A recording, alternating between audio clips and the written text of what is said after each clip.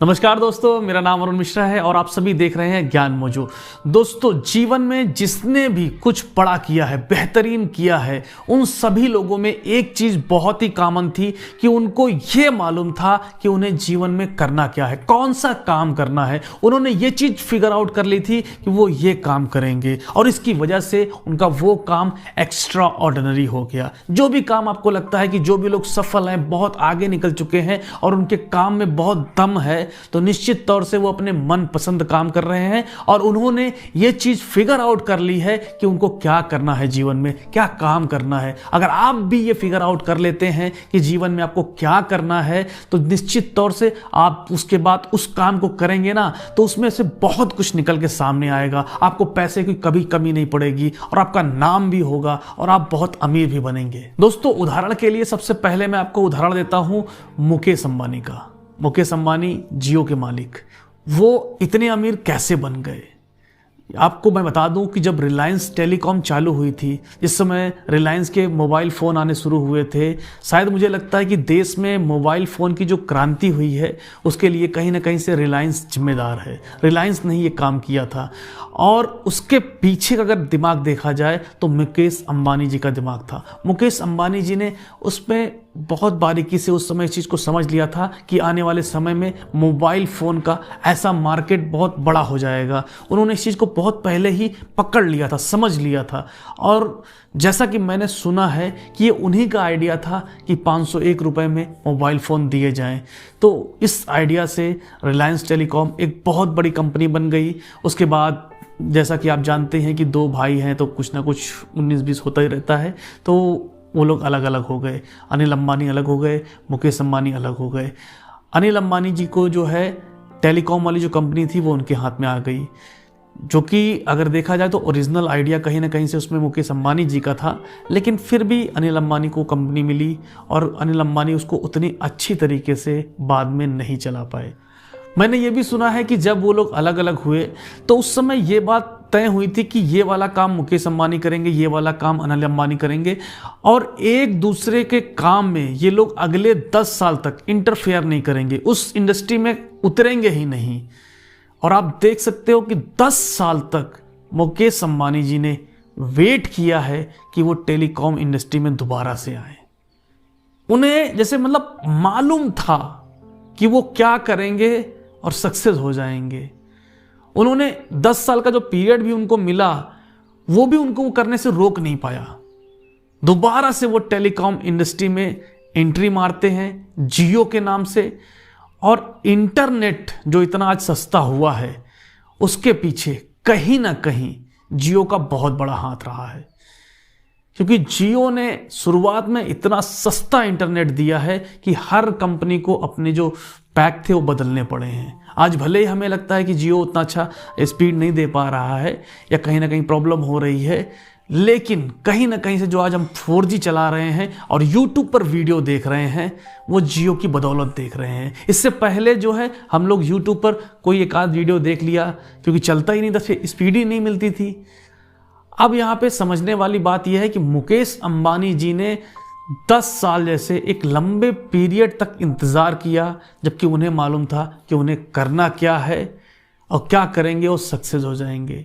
तो समझ सकते हैं दो चीज़ें, एक पेशेंस और एक चीज़ कि वो क्या बेहतर कर सकते हैं। उनको बहुत अच्छी तरीके से ये फिगर आउट था कि वो टेलीकॉम में एक बहुत बड़ा बदलाव ला सकते हैं। तो दोस्तों, अब सवाल ये आता है कि कैसे पता किया जाए कि मुझे जीवन में क्या करना है, कौन सा काम करना है, किस काम के लिए सबसे ज़्यादा मैं फिट हूँ, किस काम को मैं पूरी दम लगा के कर सकता हूँ। क्योंकि जिस दिन ये चीज़ फिगर आउट हो गई, फिगर आउट करने में थोड़ा समय लग सकता है। अगर आपको ये फिगर आउट आता है कि क्या करना आपके लिए उचित है, कौन सी चीज़ आप मन से कर लेते हैं, उसके बाद उसमें आप पूरा दम लगा देंगे और मजा आ जाएगी। क्योंकि उस काम को करने में ना आपको बिल्कुल भी मतलब थकान नहीं महसूस होगी, आपको अच्छा लगेगा। जीवन में वो चीज़ बहुत ज़रूरी होती है, क्योंकि होता क्या है कि रिजल्ट तो बहुत दिन बाद कोई निकल के आते हैं, तो रिजल्ट से जो मज़ा आता है वो तो आता ही आता है, लेकिन बीच में काम करने का मज़ा आना चाहिए। जैसे कि मैं ये वीडियो बना रहा हूँ तो कोई ज़रूर नहीं है कि इस वीडियो से कोई बहुत बड़ी इनकम मेरे को हो जाएगी, लेकिन मुझे बहुत संतुष्टि मिलती है और बहुत अच्छा लगता है कि जो कुछ मैं सीखता हूँ वो आपको भी बता पाता हूँ, शेयर कर पाता हूँ आपको। तो इससे मुझे बहुत संतुष्टि मिलती है, बहुत अच्छा लगता है। तो ये चीज़ आपको तब मिलेगी जब आपको क्या करना है और आप वही कर रहे होगे, एग्जैक्ट वही। अब एक सवाल ये पैदा होता है कि आखिर हम कैसे फिगर आउट करें कि मुझे जीवन में क्या करना है, क्या काम मैं करूं जिससे मैं जीवन में सफल हो जाऊं, संतुष्टि को प्राप्त करूं। इसके लिए 3 रास्ते हैं। पहला रास्ता है मेडिटेशन। आपको डेली मेडिटेशन की प्रैक्टिस करनी होगी। मेडिटेशन आपको इस तरीके से करना होगा, सुबह शांति से उठिए और बस बैठ जाइए और आपकी जो सांस अंदर आती है जाती है बस उस पर ध्यान लगाइए। कुछ सोचने की, कुछ करने की, कुछ मंत्र जपने की, कुछ भी ना करने की कोई ज़रूरत नहीं है। कुछ नहीं करना है आपको, बिल्कुल शांति से बैठ के बस अपनी सांस अंदर आए बाहर आए उसी पर ध्यान लगा के आप शांति से बैठना है आपको। 10 मिनट 15 मिनट का आप शुरू कर सकते हो, आगे बढ़ा के इसको आप आधे घंटे तक ले जा सकते हो। दूसरी चीज है एकांतवास, अकेलापन। कभी कभी आपको थोड़ी देर के लिए बिल्कुल अकेले होके देखना चाहिए, अकेले होके शांति में सोचना चाहिए। होता क्या है कि हम लोग जरा सा खाली हुए, कोई काम नहीं है तो कहीं फ़ोन चलाने लगे, कहीं टीवी चलाने लगे, कुछ ना कुछ हम लोग दिमाग में भरते रहते हैं। कभी 10 मिनट के लिए भी शांति से बैठकर नहीं सोचते हैं कि हमें जीवन में क्या करना है।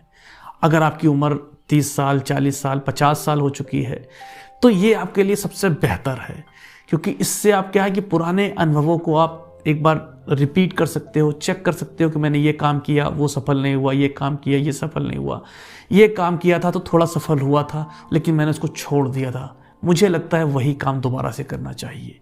आपको शांति से बैठकर सोचना होगा, फिगर आउट करना होगा, अंदर झांकना होगा कि क्या चीज़ है जो मैं पूरे दिल से पूरे मन से कर सकता हूँ।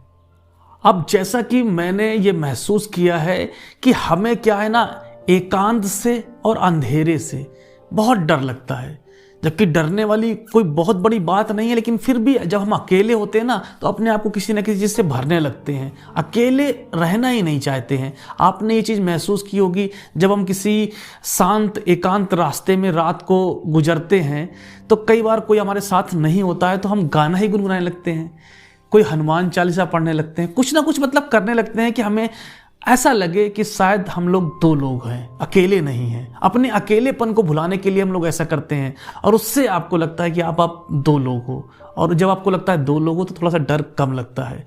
और कभी आप देखिएगा कि अगर आपके वाकई में आप 2 लोग हो ना तो आप नहीं डरते हो।